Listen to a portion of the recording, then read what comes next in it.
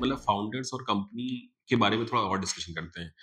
एक तो जैसे फाउंडर्स एग्रीमेंट की आपने बात की कि जब आप लोगों ने जब शुरुआत किया था तो एक एग्रीमेंट बना लिया था, है ना? मतलब एग्रीमेंट इसलिए भी ज़रूरी है कि चलिए आपने एक चीज़ पेपर पे लिख दी है, उसको लीगल नोटराइज़ किया है, नहीं किया दैट इज़ सेकेंडरी, बट लिखना बहुत ज़रूरी है ना? So that is one thing. But founders agreement में मतलब क्या-क्या चीज़ें होनी चाहिए आइडियली? तो एक तो मतलब जैसे कोई इन्वेस्टमेंट क्या ला रहा है, कितना इक्विटी परसेंटेज होगा, आज नहीं है, वेस्टिंग बेसिस पे या वेस्टिंग पीरियड कितना है, इसके बेसिस पे। तो मतलब what are the basic 3-4 points that has to be there in the founder agreement? देखिए, हमारा जो फाउंडर एग्रीमेंट है वो तो हमारा पार्टनरशिप एग्रीमेंट होता है, because we are a law firm, so we are govern by the our partnership agreement. तो हम तो उसमें लाइक शेयर्स के रोल्स एंड लाइबिलिटीज हम बहुत ज्यादा डाल नहीं सकते। तो किसके कितने शेयर्स हैं और किसकी मतलब like now I mean since I mean we are heading everything, तो वो एक चीज अमेंड करके हम कर देते हैं कि जो होगा हम व्हाटएवर वी से I mean that would be final. तो टिपिकली लेट से 2 लोग मिल करके एक कंपनी स्टार्ट करते हैं और उनके बीच में एक फाउंडर एग्रीमेंट की बात कर रहा हूं मैं। तो जैसे मैं बताता हूँ। हाँ, करेक्ट। जैसे अगर आप लोग जैसे I mean you can also start a partnership firm. I mean it's not कि आप कंपनी के थ्रू ही बिजनेस करें। आप तो फर्म के थ्रू भी कर सकते हैं, उसको एलएलपी भी बना सकते हैं। तो एलएलपी बना रहे हैं तो उसमें राइट्स एंड लाइबिलिटीज डाल सकते हैं। पार्टनरशिप में भी आप डिटेल राइट्स एंड लाइबिलिटीज डाल सकते हैं, ऐसा नहीं है। बट अगर आप कंपनी बना रहे हैं प्राइवेट लिमिटेड, हाँ प्राइवेट लिमिटेड, तो और उसके लिए अगर आपको एक एग्रीमेंट कर रहे हैं, बेसिकली वो शेयर होल्डिंग एग्रीमेंट ही होगा आपका, जिसको आप फाउंडर एग्रीमेंट बोलेंगे।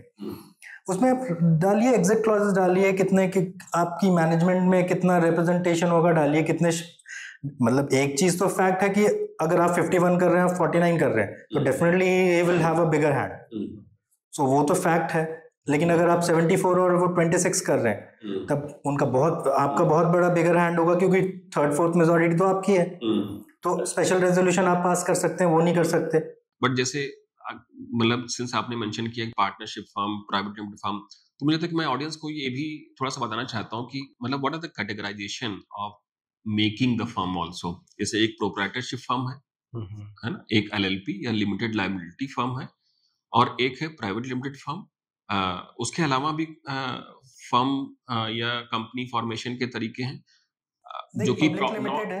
हाँ, एक पब्लिक, हाँ तो वो तो उसी का पार्ट है। अब यू वांट मतलब प्राइवेट लिमिटेड फर्म को अगर हम लिस्ट कर देते हैं बीएससी, लिस्ट ना भी करें तब भी आप पब्लिक बना सकते हैं। If you want money from public, आप उसको लिस्ट करेंगे तो फिर वो सेबी रेगुलेटेड हो जाता है, तो वो अलग चीज है फिर। ओके, हाँ, उसमें आप आईपीओ के थ्रू पैसा लाते हैं या फिर लिस्टिंग के थ्रू पैसा लाते हैं। प्राइवेट लिमिटेड फर्म को लिमिटेड फर्म कैसे बनाते हैं, मतलब without? Private is always a limited firm. हाँ, दैट इज देयर। हाँ, पब्लिक लिमिटेड जब आप पब्लिक से पैसा ले सकते हैं। ओके, हाँ, तो उसमें सेबी से उसमें नहीं, अगर आप लिस्ट नहीं है तो आपको सेबी रेगुलेशन फॉलो नहीं करना। बट कुछ चीजें तो हैं, वो तो सारी मतलब बहुत सारी सेबी रेगुलेशंस है जो सब पे एप्लीकेबल हो जाती हैं। ओटीसी ओवर द काउंटर के मतलब पब्लिक से पैसा ले सकते हैं, not through the NSE BSE, right? हाँ, फिर आप लिस्ट कराइए, फिर वो आईपीओ करते हैं।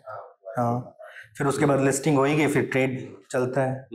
और ये जितने भी तरीके हैं वो प्रॉफिट मेकिंग फर्म की कैटेगरी में आते हैं। उसके लिए देखिए, नॉन प्रॉफिट के लिए तो फिर आप बिजनेस नहीं कर सकते ना, वो तो आप बना ही रहे हैं फिलैंथ्रोपिक वर्क्स के लिए। जैसे उसमें भी गवर्नमेंट ने जैसे भी सेक्शन 28 कंपनी इस तरह की भी फॉर्मेशन किया है, तो उसमें they are called as a company but they are not profit making company. हाँ, वो आप बिजनेस के लिए नहीं बना रहे, वो आप फिलैंथ्रोपिक वर्क के लिए बना रहे हैं। आप सोसाइटी बनाइए, ट्रस्ट बनाइए, या सेक्शन 28 है जो कंपनी, वो पहले सेक्शन 25 था। तो हाँ, तो ये कंपनीज आप ट्रेड नहीं कर रहे हैं इससे आपको, क्योंकि इसमें आपको इनकम टैक्स बेनिफिट्स भी मिलते हैं। तो ये आप बेसिकली सोसाइटी के लिए काम कर रहे हैं।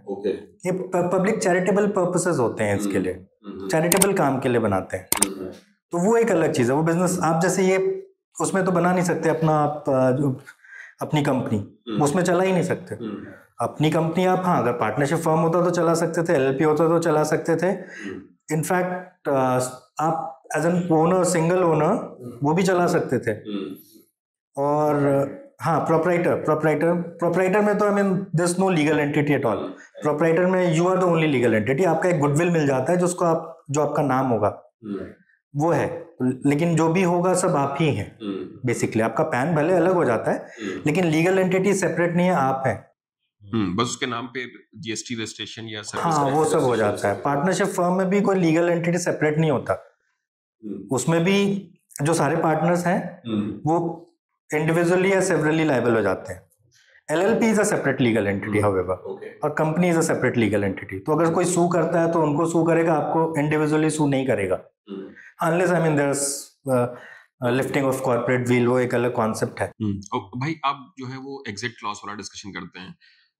कंपनी बना ली और फिर जो है वो कंपनी बनाने के बाद में जैसे 2 फाउंडर 3 फाउंडर्स के बीच में मिसअंडरस्टैंडिंग हो गई, और 3 फाउंडर से मान लीजिए सबके 33, 33, 34 ऐसे करके परसेंटेज हो गए। अब जो शेयर्स वैल्यूज हैं, लेट्स से 10,000 शेयर्स हैं, 10 रुपीज की फेस वैल्यू है, 1 लाख रुपए की पेड अप कैपिटल है, तो 33। अब जब भी कोई एग्जिट होता है तो वो भी मतलब अब वो फाउंडर्स एग्रीमेंट में वो क्लॉज कैसे लिखा जाए कि उसकी एग्जिट अमिकेबल हो जाए, ये बहुत जरूरी है, क्योंकि शेयर्स की वैल्यू के बेसिस पे तो कुछ है नहीं कि, है ना, कि आप उसको शेयर्स अगर खरीद रहे हैं बेच रहे हैं तो मतलब इसका मतलब है उस समय में उस टाइम पे जब उसकी एग्जिट हो रही है, do we need to do the valuation of the company to have that may be money allocated for the partner who is going out। जैसे आपने अग्रीमेंट कर लिया, हर कोई का 33 हो गया, ठीक है, आप उसी अग्रीमेंट में ये लिख देते हो कि भाई कल हमारा नहीं बनता है, ठीक है, then will give you the exit option, और उस शेयर का जो वैल्यू आपको मार्केट में मिलेगा, I will by that share from you. ये होता है एक थियोरेटिकल बात है जो अग्रीमेंट में आ जाती है, बट ऐसा कभी होता नहीं है। मैंने 17-18 साल में तो नहीं देखा। होता क्या है कि भाई सबके पास 33% है, और 2 लोग मिलकर 66% होके 33% वाले को मान लो तंग कर रहे हैं, ये कर रहे हैं, तो उस केस में हमारे लॉ में प्रोविजन है ऑपरेशन एंड मिसमैनेजमेंट का, जो सेक्शन जो 10% भी ओन करता है ना, वो NCLT में जा सकता है। अच्छा। ये बोलते हुए कि भाई देखो ये लोग गलत कर रहे हैं, मेरे को ऑपरेस कर रहे हैं, कंपनी को मिसमैनेज कर रहे हैं। तो उस सिलसिले में 2 सिचुएशन होंगी। एक सिचुएशन ये होएगा कि मान लो आप लोगों का डेडलॉक ही हो गया, डेडलॉक इन द सेंस कि मतलब आप दोनों कंपनी मिलकर चला ही नहीं सकते, राइट, और कंपनी मान लो डिविडेंड नहीं दे रही है, यहाँ पर डिविडेंड दे रही है अलग बात है, जहाँ पर डिविडेंड नहीं दे रही है तो डिविडेंड नहीं दे रही है, मान लो 10 साल से कंपनी 10 साल से डिविडेंड नहीं दे रही है, आप लोग जो अपना यूजुअली जो होता है जो प्रैक्टिकल सेंस में आप लोग जो अपना पैसा in the form of salary ही ले रहे हो, कुछ रोल ले लियो, सैलरी मिल रहा है तो ठीक है भाई, सैलरी आता जा रहा है, कंपनी जब प्रॉफिट होएगी तो तब की तब देखेंगे। उस सिलसिले में अगर आपको डायरेक्टरशिप से हटा दिया जाए, कंपनी से हटा दिया जाए, आपके पास 33% का तो कोई वैल्यू ही नहीं है। 10 साल का आपका काम, 10 साल पहले जो आपने पैसा लगाया तो आपके लिए कुछ मतलब ही नहीं रखता। अपना सैलरी मिलेगी ना, आप कंपनी में कोई रोल प्ले कर रहे हो, आप जाओगे ही जाओगे NCLT में। अंत में मान लो ऑपरेशन मिसमैनेजमेंट हो भी जाता है तो कोर्ट यही बोलेंगे चलो डेडलॉक हो गया है, या तो आप इनके शेयर खरीद लो या तो आप ये इनके शेयर खरीद लें as per the market value. और बहुत ही ज्यादा litigation is nobody can predict the litigation, और बहुत ही ज्यादा मान लीजिए ऐसा हो गया जिसने बहुत ही गदरी कर दिया, बहुत ही तंग कर दिया, तो उसको शायद कोर्ट हटा भी सकती है, भाई तूने बहुत किया, तू एज अ डायरेक्टर, ठीक है, now they will take over. So there are lot of things, you know. So now I ask Manish to enlighten us on the how can we have this business in the agreement।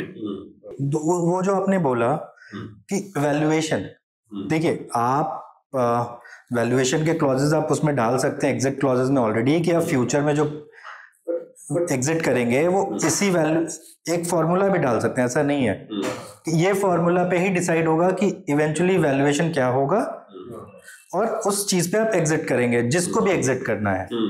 I mean there are other I mean put option, ROFR, बहुत सारे चीजें होती हैं तो आप उसमें डाल सकते हैं। तो ये तो एग्जिट के अपने अपने, बट हाँ जहां तक डिस्प्यूट की बात है, nobody can stop, I mean nobody can avoid dispute। होना है तो होके रहेगा, आप उसमें कितने भी क्लॉजेस डाल दें, कोई डिस्प्यूट नहीं बचा पाया है, मैंने जो 18 साल में देखा है कभी भी। So even then we see that, you know, no matter you put drag along, put option, all that thing, you know, in the end it comes to one thing. I have given such amount of time, such amount of money, I need the return. We can't work out together. There are 2 options. Let's resolve it amicably, or let's go to the court or to the NCLT. And the problem is we, like all the businessmen, almost 80% of the Indian people understand that the movement in the court is little slow. So sometimes the other side try to take the benefit of it. कि बाहरी settle So we can drag it. आप इसको ये देखिए कि अगर arbitration में भी जाते हैं देन ही कैन एनलाइटन के आर्बिट्रेशन में कितना टाइम लगता है. मैं आपको एक बेस्ट एग्जांपल देता हूँ आर्बिट्रेशन का, एंड ये रियल लाइफ एग्जांपल है. 2016 we got one matter. Our client was South Korean client. He said it is in how many years we are going to get the money. So South Korean client who was actually doing business in India. Yes, they had a JV and all that. So I told them 5 years, and I was being pessimistic. I said in 5 years they will be able to get the money. Today we are in 2025. Even after getting the award, till date they have not got the money. They got the award in their favor, and the best part is the person who wrote the award was a former Supreme Court judge, and the person who set aside that award is a district judge. Now they have gone to the High Court. So I don't want to go into nitty and details, but see, look at the company or the person who has invested 200 crores 10 years ago, and they can't even get a penny, even though they have won the case.